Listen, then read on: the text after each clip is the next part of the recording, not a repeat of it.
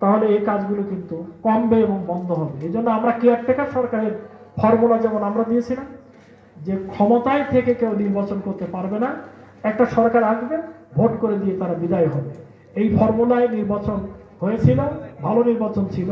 পরে আবার আওয়ামী লীগ এই পদ্ধতি মেনে ক্ষমতায় এসে আবার পদ্ধতি বাতিল করে দিয়েছে।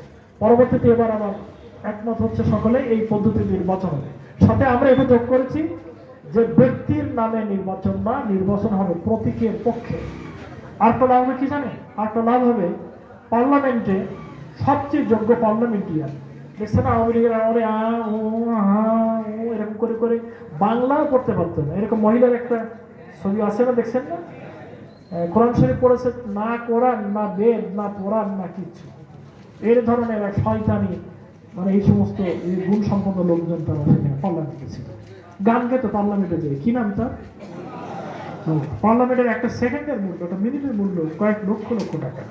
সেখানে গিয়ে আমার মতন নেত্রী নেই দুনিয়ায়, খারাপ দিনই ঘুরে বেড়ালাম,